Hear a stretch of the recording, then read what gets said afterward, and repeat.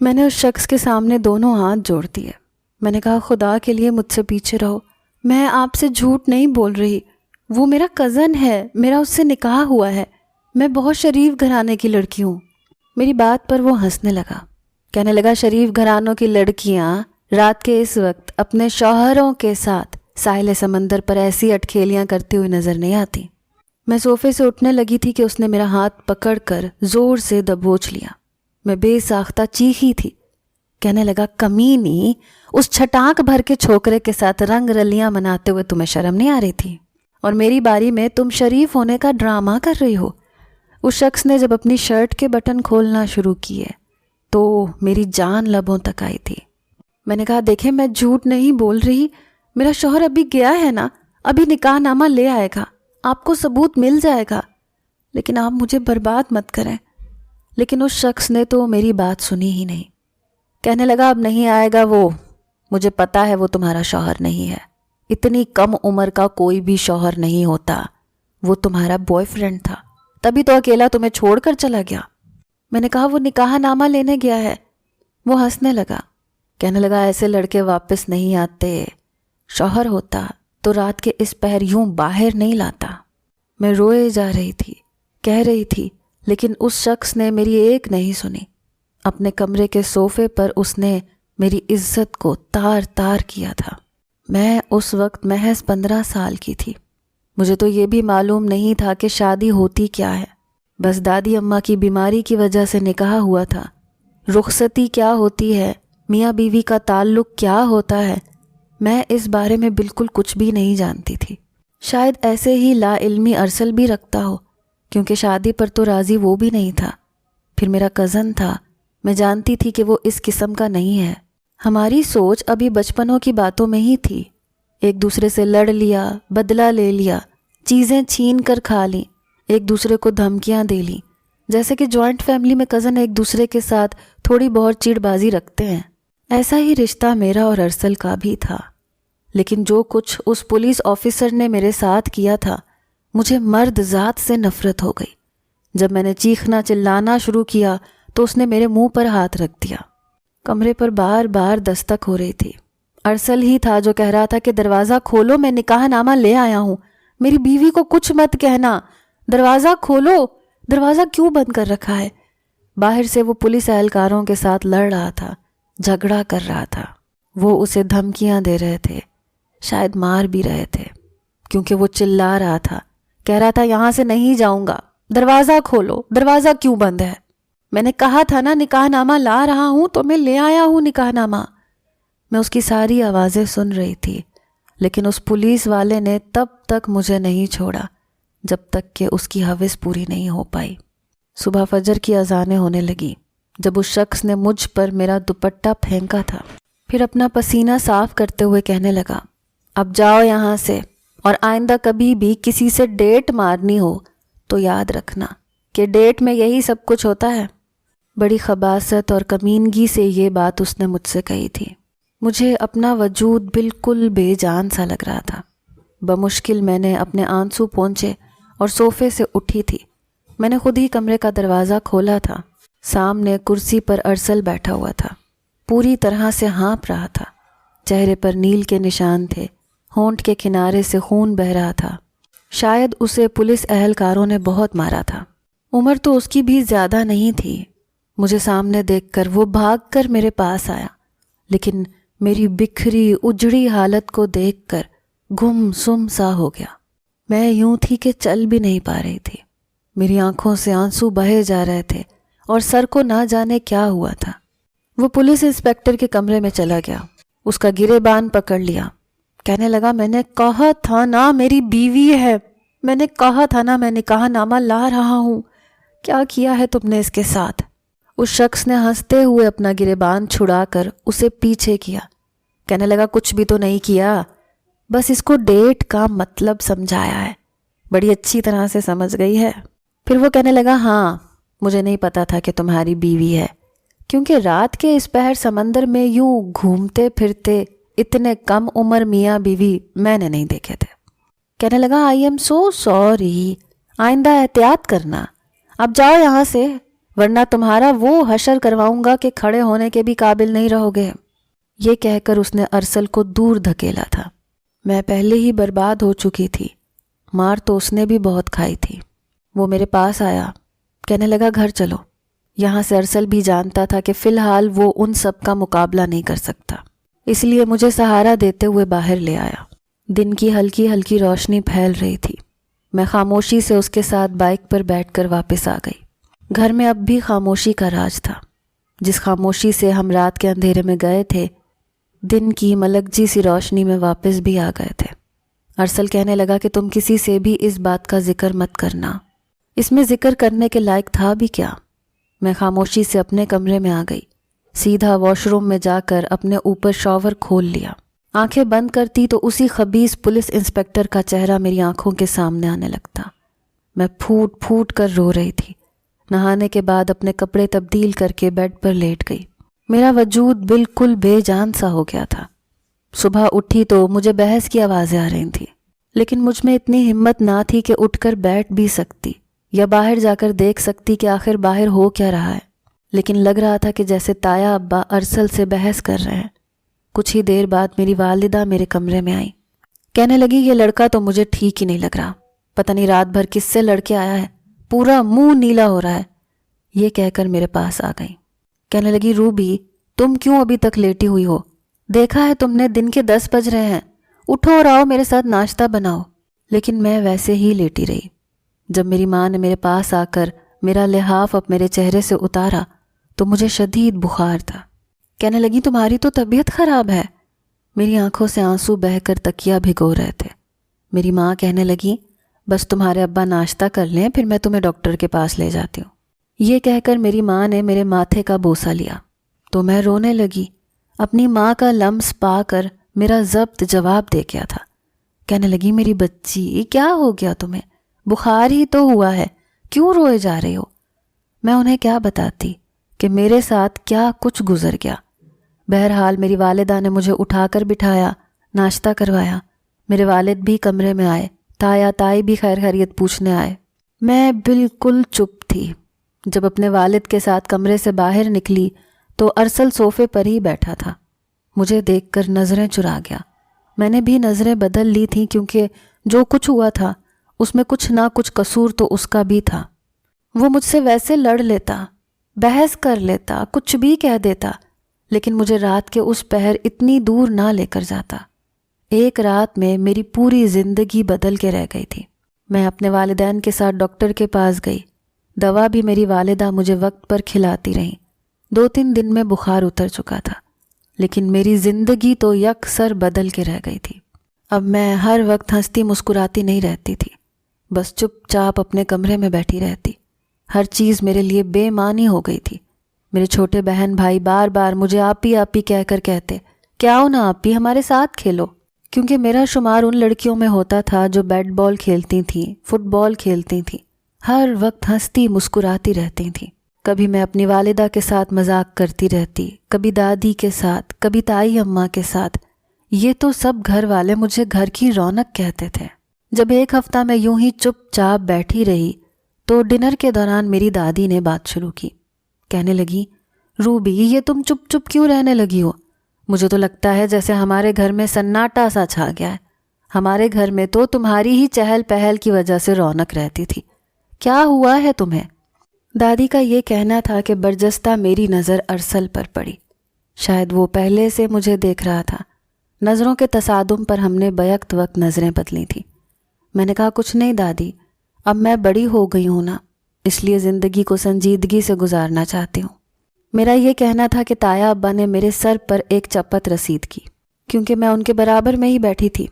کہنے لگے نہیں، تم ہمیں ایسی بالکل بھی اچھی نہیں لگتی، کوئی ضرورت نہیں ہے تمہیں اس طرح کا بڑا ہونے کی، چلو شاباش ہنسا بولا کرو، ویسے ہی رہا کرو جیسے تم رہتی ہو۔ لیکن میں چاہ کر بھی ویسی نہیں ہو سکتی تھی۔ مجھے رات کا اندھیرا ڈرانے لگا تھا، اکیلے پن سے خوف آنے لگا تھا۔ ایسا لگتا تھا کہ وہ پولیس انسپکٹر کہیں سے بھی میرے کمرے میں آ جائے گا مجھے پھر سے برباد کرنے۔ میں ذہنی طور پر بہت زیادہ ڈسٹرب ہو گئی تھی۔ انہی دنوں میرے بورڈ کے پیپر بھی میرے سر پر تھے، لیکن میں پڑھ نہیں پا رہی تھی۔ اور انہی دنوں اچانک سے میری طبیعت بھی خراب ہونے لگی، مجھے الٹیاں آنے لگیں۔ جب میں ڈاکٹر کے پاس گئی تو جو خبر ڈاکٹر نے سنائی، میری والدہ تو ہکا بکا حیرت سے منہ کھولے دیکھنے لگیں، کہنے لگیں کہ آپ کی طبیعت تو ٹھیک ہے، آپ یہ کیا خبر سنا رہی ہیں؟ تو ڈاکٹر کہنے لگی وہی جو اس کی ٹیسٹ رپورٹ بتا رہی ہے۔ میری والدہ کہنے لگیں ایسا کیسے ممکن ہے، یہ نہیں ہو سکتا۔ میری والدہ بے حد پریشان تھی۔ ڈاکٹر کہنے لگی آپ کی وہی بیٹی ہے نا جس کا آپ نے چند ماہ پہلے نکاح کیا تھا؟ میری والدہ کہنے لگی ہاں نکاح کیا تھا لیکن رخصتی تھوڑی کی تھی۔ اس بات پر وہ معنی خیز مسکرانے لگی، کہنے لگی آپ دونوں دیورانی جٹھانی نے ایک تو آپس میں رشتہ کیا، بچوں کا نکاح کر دیا، ایک ہی گھر میں رہتے ہو، ظاہر ہے بچوں نے جذبات میں آ کر کوئی قدم اٹھا لیا ہوگا۔ اب اس طرح کے نتائج تو سامنے آ ہی جاتے ہیں۔ یہ سن کر میری والدہ کی غصیلی نظر مجھ پر تھی۔ میں نے کوئی جواب ہی نہیں دیا۔ میری آنکھوں سے بس ٹپ ٹپ آنسو بہے جا رہے تھے۔ میری ماں مجھے غصے سے گھر کے اندر لے کر آئیں۔ عین دروازے سے ہی ارسل ہم سے ٹکرا گیا۔ میری ماں نے اسے بھی بڑے غصے سے دیکھا، کہنے لگا چاچی کیا ہوا روبی کو؟ وہ شاید میری بڑھتی ہوئی بیماریوں سے پریشان تھا، پہلے بخار اور اب الٹیاں۔ میری والدہ اسے کہنے لگی یہ تم مجھ سے پوچھ رہے ہو کہ کیا ہوا روبی کو؟ اپنے آپ سے پوچھو، تمہیں شرم نہیں آئی ایسا قدم اٹھاتے ہوئے؟ اگر تمہیں یہ سبھی کرنا تھا تو صاف کہہ دیتے کہ تمہیں رخصتی چاہیے۔ شرم نہیں آئی ارسل تمہیں؟ تم نے تو ہمیں لیڈی ڈاکٹر کے سامنے بھی ذلیل کروا کے رکھ دیا۔ وہ ہکا بکا میری والدہ کی شکل دیکھ رہا تھا۔ ارسل نے گھر جا کر یہ بات تائی اور تایا کے سامنے کہہ دی۔ میں تو اپنے کمرے میں ایسا گئی کہ باہر ہی نہیں نکلی، لیکن ارسل کی ضرور شامت آ گئی۔ لیکن اس بار وہ چپ تھا، سب کی سن رہا تھا، ایک لفظ نہیں کہہ رہا تھا۔ لاؤنج میں ہونے والی بحث کی ایک ایک آواز میں سن رہی تھی۔ میرے تایا ابا کہنے لگے تم نے تو ہماری عزت کا جنازہ نکال دیا۔ ارسل یہ تم نے کیا کر دیا؟ ہمارے بھروسے کو تم نے کس طرح سے توڑا؟ ہم نے تو تم بچوں کی خاطر یہ فیصلہ کیا تھا کہ ابھی رخصتی نہیں کرتے تاکہ تم لوگ اپنی تعلیم مکمل کر لو۔ کل تک تو تم شادی ہی نہیں کرنا چاہتے تھے، اور آج؟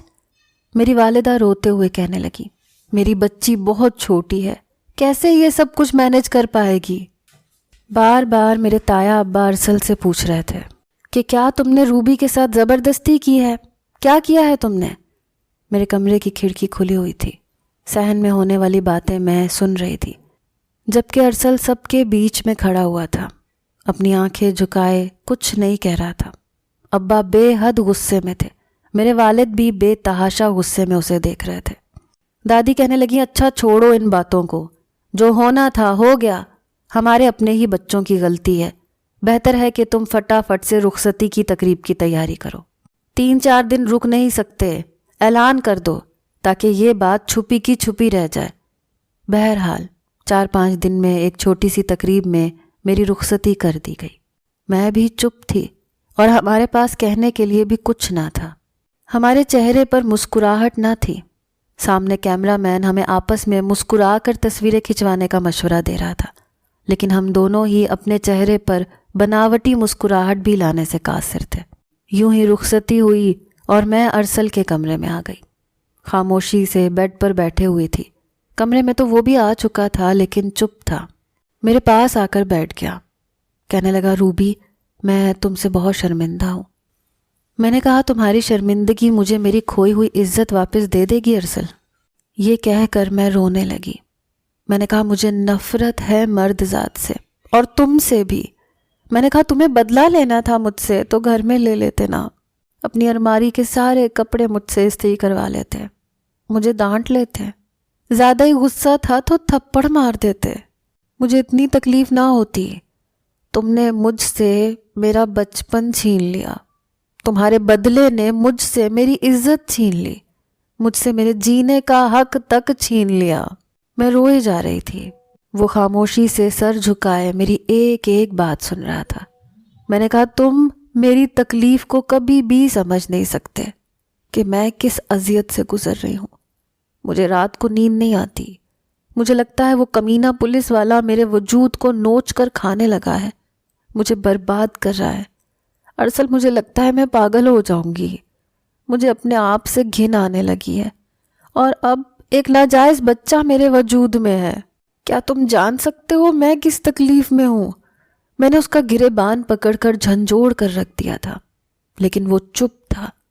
میں نے کہا تم میری حیثیت کو سمجھ ہی نہیں سکتے، اس لیے کیونکہ تم ایک مرد ہو۔ یہ کہہ کر میں نے اس کا گریبان چھوڑ دیا۔ میں پھوٹ پھوٹ کر رونے لگی۔ مجھے یوں سسکیوں سے روتا ہوا دیکھ کر اس نے میرے بیڈ پر رکھے ہاتھ پر اپنا ہاتھ رکھا۔ اس کا ہاتھ بھی اس وقت برف کی مانند سرد تھا، کپ کپا بھی رہا تھا۔ میں نے بے ساختہ اس کی طرف نظر اٹھا کر دیکھا تو آنکھوں سے اس کی بھی آنسو بہہ رہے تھے۔ کہنے لگا مجھے معاف کر دو، میں سچ میں نہیں جانتا تھا کہ یہ سب ہو جائے گا، لیکن پھر بھی روبی تم جو چاہے مجھے سزا دے دو، تمہاری سسکیاں نہیں سن سکتا۔ نیند تو مجھے بھی اس رات سے نہیں آ رہی، میری وجہ سے اتنا بڑا حادثہ ہو گیا، تکلیف میں بھی ہوں، لیکن مجھے بس غصہ ہی آ سکتا ہے۔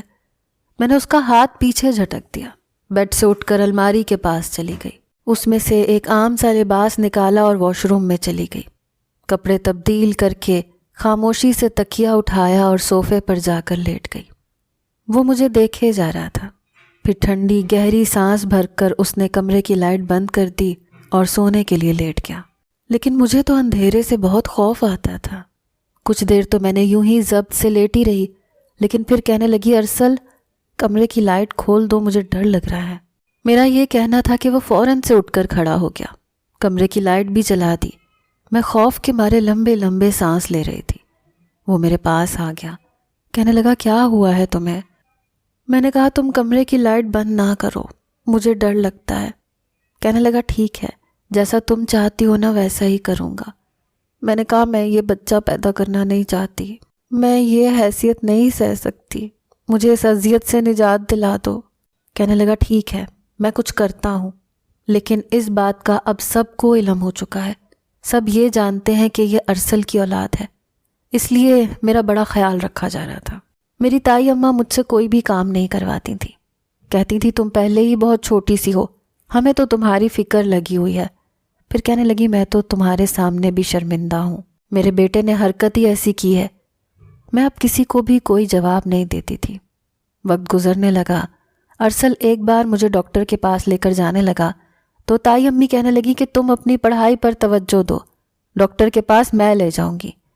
ارسل کا ارادہ تھا کہ وہ کسی لیڈی ڈاکٹر کے پاس لے جا کر یہ کہے گا کہ اسے یہ بچہ نہیں چاہیے تاکہ میری DNC ہو سکے، لیکن تائی اماں تو سائے کی طرح میرے پیچھے رہتی تھی، کہتی تھی کہ بس تم بچہ پیدا کر دو، اسے پالوں گی میں۔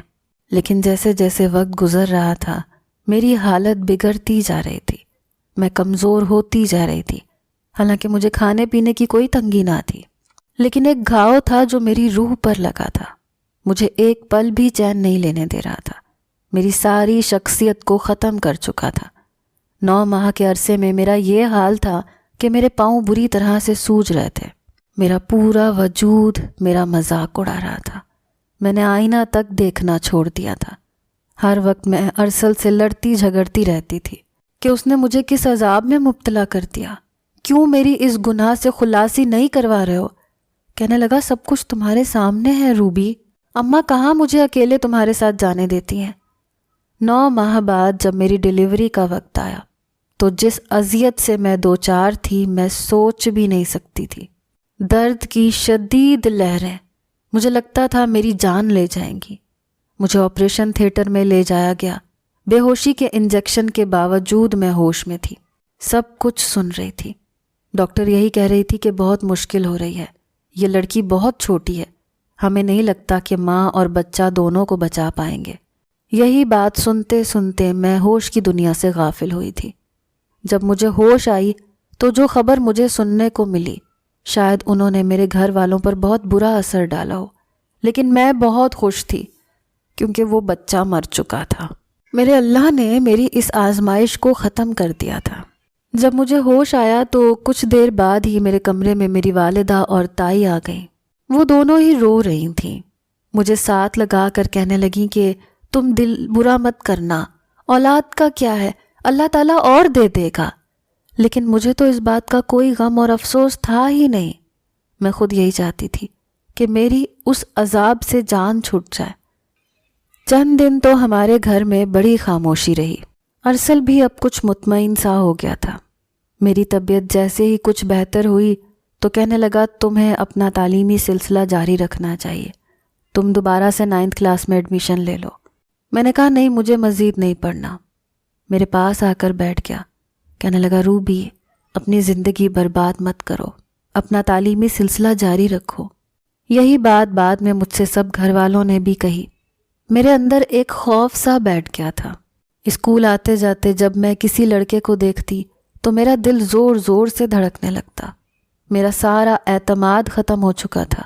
میں ہر وقت ڈری، ذہنی اور گھبرائی رہتی تھی، اور میں اور ارسل ایک کمرے میں ضرور رہتے تھے لیکن ہمارے بیچ میں کوئی بھی رشتہ نہیں تھا۔ وہ اپنی کتابیں لے کر بیٹھا رہتا اور میں اپنی۔ ایسے ہی وقت آگے بڑھتا چلا گیا۔ میں کالج میں آ گئی تھی لیکن میرے اندر بیٹھا خوف ابھی بھی اپنی جگہ پر قائم تھا۔ کالج میں مجھے ارسل ہی چھوڑتا اور لیتا تھا۔ جس دن اسے 10 منٹ دیر ہو جاتی تو مجھے لگتا تھا جیسے میری جان نکل جائے گی۔ کالج خالی ہونے لگتا تو مجھے مجبوراً دروازے کے پاس کھڑا ہونا پڑتا جہاں چوکی دار ہوتا تھا۔ اگر چوکی دار مجھے 5 منٹ بھی دیکھتا تو میری جان نکلنے لگتی۔ میرا دل کسی پنجرے میں قید پرندے کی طرح سے پھڑ پھڑانے لگتا تھا۔ میرے چہرے پر بدحواسی چھانے لگتی۔ میں بار بار ارسل کو فون کرنے لگتی۔ وہ کہتا میں ٹریفک میں پھنسا ہوا ہوں، آ رہا ہوں۔ جب وہ آتا تو میں اس سے جھگڑنے لگتی۔ کہنے لگتا کیا ہو گیا ہے تمہیں؟ میں نے کہا تم نہ آتے کالج، پورا کالج خالی ہو جاتا، تو جانتے ہو نا میرے ساتھ کوئی کیا کرتا۔ میری بات سن کر وہ کچھ دیر مجھے دیکھنے لگا۔ میں بے حد ڈری ہوئی تھی۔ میں نے کہا وہ وہی سب کچھ کرتا ارسل جو اس دن اس پولیس والے نے کیا تھا۔ میرے چہرے کی رنگت پل میں فک ہو جاتی تھی، ہاتھوں میں خوف سے کپ کپاہٹ شروع ہو جاتی تھی۔ میری اس طرح کی باتوں سے اب شاید وہ تنگ آنے لگا تھا۔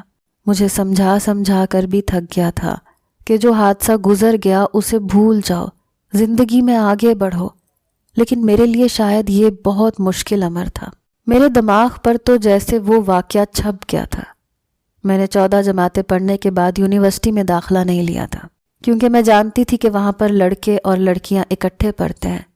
میں تو بازار تک نہیں جاتی تھی کہ کہیں میرا سامنا مردوں سے نہ ہو جائے۔ ارسل نے مجھے بہت سمجھایا کہ میں یونیورسٹی میں داخلہ لے لوں، لیکن میں نے نہیں لیا۔ وہ اپنی پڑھائی بھی جاری رکھے ہوئے تھا، فیکٹری بھی سنبھال رہا تھا۔ کچھ دنوں سے مجھے محسوس ہونے لگا تھا جیسے ارسل کی نظریں مجھ پر بدلنے لگی ہیں۔ مجھے اس کی نظروں سے بھی الجھن ہونے لگی تھی۔ ایک بار کمرے میں آیا تو کہنے لگا تمہارے لیے تحفہ لایا ہوں۔ میں بالکل چپ تھی۔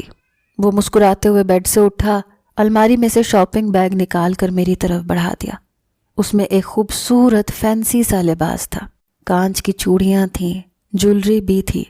کہنے لگا جاؤ اسے پہن کر آؤ۔ اس کی نظروں کی وارفتگی نے میرے دل کی دھڑکنیں بڑھائی تھیں۔ میں نے وہ سب چیزیں وہیں بیڈ پر پھینک دی۔ میں نے کہا مجھے یہ نہیں پہننا۔ مجھ پر پھر سے وہی بدحواسی چھانے لگی۔ میں فوراً بیڈ سے اٹھ کر کھڑی ہو گئی، اپنا تکیہ اٹھایا اور صوفے پر جانے لگی، لیکن ارسل نے میرا ہاتھ پکڑ لیا۔ کہنے لگا روبی اب تمہیں صوفے پر سونے کی ضرورت نہیں، میرے پاس بیٹھو، کچھ کہنا ہے تم سے۔ اس کا لہجہ، اس کی نظریں مجھے پھر سے ایک خوف میں مبتلا کر رہی تھیں۔ میرا تنفس بگڑنے لگا تھا۔ میں نے اپنا ہاتھ اس سے چھڑوا لیا تھا۔ میں نے کہا مجھے کچھ نہیں سننا ارسل، تم دور رہو مجھ سے۔ ارسل نے میرے دوسرے ہاتھ سے تکیہ لیا، بیڈ پر رکھ دیا۔ کہنے لگا روبی میں شوہر ہوں تمہارا، کوئی غیر نہیں ہوں، لیکن مجھ پر تو جیسے لرزہ سا طاری ہونے لگا تھا، میری حالت غیر سی ہونے لگی تھی۔ میں نے کہا مجھے ڈر لگتا ہے، مجھ سے دور رہو۔ میں شاید اپنی کیفیت کو ختم نہیں کر پا رہی تھی۔ مرد کا جو گھنونا روپ میں نے دیکھا تھا، مجھے اپنے جائز رشتے سے بھی خوف آنے لگا تھا۔ کچھ حادثے انسان سے اس کے جینے کا حق بھی چھین لیتے ہیں۔ وہ کہنے لگا تمہارا ڈر ہی تو مجھے ختم کرنا ہے، تمہیں یہ بتانا ہے کہ محبت کیا ہوتی ہے، کیسے کی جاتی ہے۔ مجھے تمہیں بتانا ہے کہ تم مجھے کتنی اچھی لگتی ہو۔ کم آن روبی، آج مجھے مت روکو۔ تمہارے ہر زخم کو اپنی محبت سے بھرنا چاہتا ہوں، لیکن تمہیں میرا ساتھ دینا ہوگا۔ یہ کہہ کر اس نے اپنی جیب سے ایک مخملی ڈبیا نکالی، میری انگلی پر انگوٹھی پہنا دی، پھر میرے قریب آنے لگا، لیکن اس کی آنکھوں کو دیکھتے ہی مجھے اس پولیس والے کی آنکھیں نظر آنے لگیں۔ وہ رات مجھے پھر سے یاد آنے لگی۔ میں نے چلانا شروع کر دیا۔ میں زور زور سے بے تحاشا چیخنے چلانے لگی، رونے لگی۔ میری بگڑتی حالت دیکھ کر ارسل سمجھ نہیں پا رہا تھا کہ مجھے سنبھالے کیسے۔ میرے چلانے کی آوازیں سن کر سب لوگ جاگ گئے۔ کمرے کے دروازے پر دستک ہونے لگی۔ ارسل بار بار مجھ سے کہہ رہا تھا کہ روبی خدا کے لیے چپ کر جاؤ، لیکن میرے بس میں ہی کب تھا۔ میں نے اسے پیچھے دھکیلا اور کمرے کا دروازہ کھول دیا۔ سامنے تایا ابا اور تائی اماں تھی۔ میں تائی اماں کے ساتھ لگ کر رونے لگی کہ مجھے اس شخص سے بچا لیں، اس سے پہلے کہ میں اپنے پاگل پن میں کچھ اور کہہ جاتی۔ ارسل کہنے لگا، اماں میرا روبی سے جھگڑا ہو گیا تھا۔ تائی اماں اسے برا بھلا کہنے لگی، تایا ابا بھی ڈانٹنے لگے۔ بات وہیں ختم ہو گئی تھی۔ اس کے بعد ارسل مجھے بس شکوہ کنہ نظروں سے ہی دیکھنے لگا۔ ایک بار بڑی عجلت میں گھر آیا، کہنے لگا سامان پیک کرو، ہمیں اسلام آباد جانا ہے، بابا نے وہاں زمین خریدی ہے، مجھے وہاں فیکٹری بنانی ہے، اس لیے کچھ سال ہمیں وہیں پر رہنا پڑے گا۔ میں نے کہا تو تم چلے جاؤ، مجھے تمہارے ساتھ کہیں نہیں جانا۔ وہ کہنے لگا یہ ابا نے مجھ سے کہا ہے کہ روبی تمہارے ساتھ جائے گی، جاؤ جا کر ابا سے پوچھ لو۔ بہرحال مجھے اس کے ساتھ اسلام آباد جانا پڑا۔ وہاں ہم ایک فلیٹ میں رہنے لگے۔ اکیلے گھر میں مجھے ہر وقت خوف آتا رہتا تھا۔ میں ذہنی مریضہ بن چکی تھی۔ ارسل قریب آنے کی کوشش کرتا تو مجھ پر وہی خوف طاری ہونے لگتا۔ ایک بار وہ تنگ آ کر کہنے لگا کہ روبی تم اپنے ساتھ ساتھ میری زندگی بھی برباد کر رہی ہو۔ اگر تمہارے ساتھ ہونے والے حادثے کا قصوروار میں تھا تو میں نے بھی سزا بھگتی ہے، تمہیں بے آسرا نہیں چھوڑا، تمہارا ساتھ دیا ہے، سب کچھ سہا ہے، تمہیں تمہارے اس خوف سے نکالنا بھی چاہتا ہوں، لیکن تم شاید خود ہی اپنی سوچوں سے نکلنا ہی نہیں چاہتی۔ کیا چاہتی ہو تم؟ کیا ساری زندگی ایک سزا کی طرح گزارنا چاہتی ہو؟ اس بار اس کا لہجہ بلند تھا۔ میں نے کہا مجھے کراچی واپس بھیج دو، میں وہاں رہنا چاہتی ہوں۔ میری بات سن کر کہنے لگا یہ میری بات کا جواب نہیں ہے۔ میں نے کہا مجھے نفرت ہے تم سے، ہر مرد سے، اس تعلق سے بھی۔ مجھے ایسا کوئی رشتہ قائم نہیں کرنا۔ سن لیا میرا جواب؟ اب مجھے واپس بھیجو یہاں سے، مجھے تم سے بھی خوف آنے لگا ہے۔ میری بات سن کر وہ غصے سے کہنے لگا تمہیں لگتا ہے میں تمہارے ساتھ ویسا سلوک کروں گا؟ میں نے کہا میں نہیں جانتی، لیکن مجھے ایسا کوئی رشتہ نہیں نبھانا، مجھے چھوڑ دو، چاہے تو طلاق دے دو۔ میرا یہ کہنا تھا کہ وہ آپے سے باہر ہوا۔ کہنے لگا یہ لفظ بھی تم نے کیسے اپنے منہ سے نکالا روبی؟ میں نے کہا میں ٹھیک کہہ رہی ہوں، مجھے تمہارے ساتھ نہیں رہنا، خدا کے لیے میری زندگی سے چلے جاؤ۔ میرا یہ کہنا تھا کہ وہ کمرے سے باہر نکل گیا، گھر سے ہی باہر جا چکا تھا۔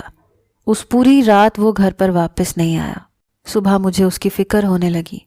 میں نے اسے کال کی تو فون بند تھا، اس کی فیکٹری میں کال کی تو وہ وہاں پر بھی نہیں پہنچا تھا۔ صبح سے دوپہر اور پھر رات سے آدھی رات گزر گئی، وہ نہیں آیا۔ اسی وقت تیز بارش ہونے لگی۔ بادلوں کی گرجدار آواز نے مجھے خوفزدہ کیا تھا، مجھے ڈر لگنے لگا تھا۔ میں ارسل سے بہت دفعہ بات کرنی چاہی لیکن وہ فون نہیں اٹھا رہا تھا۔ فون کی بیل ہو رہی تھی۔ میں نے اسے میسیجز بھی کیے کہ ارسل مجھے ڈر لگ رہا ہے، تم جہاں بھی ہو گھر آ جاؤ، لیکن کوئی جواب نہیں ملا۔ رات کو بارش نے طوفانی روپ دھار لیا، لائٹ بھی جا چکی تھی۔ میں اپنے کمرے میں خوفزدہ بیٹھی رو رہی تھی۔ بادلوں کی گرج سن کر میں اپنے کانوں پر ہاتھ رکھ لیتی۔ خوف کے مارے میری جان نکل رہی تھی۔ میں رو رو کر یہی دعا کر رہی تھی کہ کہیں سے بھی ارسل آ جائے۔ بجلی کی چمک، بادلوں کی گرج، گھپ اندھیرا میری جان نکال رہا تھا۔ مجھے ایسے لگا جیسے اچانک سے کمرے کا دروازہ کھلا ہے۔ میں خوفزدہ سی ہو گئی۔ جیسے ہی کمرے کا دروازہ کھلا تو ایک کالے رنگ کا سایہ دیکھ کر میں بری طرح سے چلانے لگی، ارسل مجھے بچاؤ، یہ شخص مجھے برباد کر دے گا۔ میری زبان پر پھر سے وہی الفاظ تھے، لیکن وہ سایہ میرے قریب آنے لگا۔ مجھے لگ رہا تھا کہ جیسے وہ سایہ اسی پولیس انسپکٹر کا ہے۔ میں زور زور سے چلانے لگی جب اچانک سے لائٹ آ گئی۔ روشنی ہوتے ہی وہ سایہ غائب ہو گیا تھا۔ کمرے کا دروازہ کھلا تو سامنے ارسل کھڑا تھا۔ میں بھاگ کر اس کے ساتھ لگ گئی۔ میں نے کہا تم کہاں تھے ارسل؟ وہ پولیس والا ابھی آیا تھا، وہ ابھی کمرے میں آیا تھا، وہ مجھے نہیں چھوڑے گا۔ کہنے لگا کوئی نہیں ہے یہاں سوائے تمہارے وہم کے، کوئی نہیں ہے یہاں، کوئی کچھ بھی نہیں کہے گا تمہیں۔ تم ایک ایسی پرچھائی سے ڈر رہی ہو جس کا کوئی وجود نہیں ہے۔ میں اب اتنا کمزور نہیں رہا روبی کہ کوئی تمہیں نقصان پہنچا سکے۔ میں نے کہا تم کہاں گئے تھے؟ کیوں گئے تھے؟ میں اس کے حصار میں لگی روئے جا رہی تھی۔ وہ بھی مجھے اپنے ساتھ لگائے تسلی دے رہا تھا۔ کہنے لگا تم خود ہی چاہتی تھی کہ میں تمہاری زندگی سے دور چلا جاؤں، اسی لیے گھر کے دوسرے کمرے میں جا کر خود کو اس کمرے میں بند کر لیا تھا تاکہ یہ دیکھ سکوں کہ تم میرے بغیر کتنے دن رہ سکتی ہو۔ اس کی یہ بات سن کر میں رونے لگی۔ میں نے کہا مجھے چھوڑ کر مت جانا، میں نہیں رہ سکتی تمہارے بغیر۔ وہ کہنے لگا بس اسی سچ کا تو تمہیں احساس دلانا تھا کہ ہم ایک دوسرے کے بغیر نہیں رہ سکتے۔ ہم ایک دوسرے کا لباس ہے روبی، ایک دوسرے کے عیب چھپا کر دوبارہ سے زندگی کی خوشیاں بانٹ سکتے ہیں اگر تم خود سے خوف کے سائے کو ہٹا لو تو۔ آج میں نے اسے نہیں روکا تھا، شاید مجھے اس وقت خوف سے بچنے کے لیے ارسل کی پناہ کی ہی ضرورت تھی۔ اس نے مجھ پر اپنی محبت ہی نچھاور کی تھی، یہ بتایا تھا کہ شوہر کی محبت کیا ہوتی ہے، نکاح کا رشتہ کسے کہتے ہیں، محبت اور ہوس میں فرق کیا ہوتا ہے۔ وقت کے ساتھ ساتھ میرا خوف ختم ہو چکا تھا، ہم دونوں کی محبت بھی بڑھ چکی تھی کیونکہ ہم نے سکھ ہی نہیں دکھ بھی ساتھ جھیلے تھے۔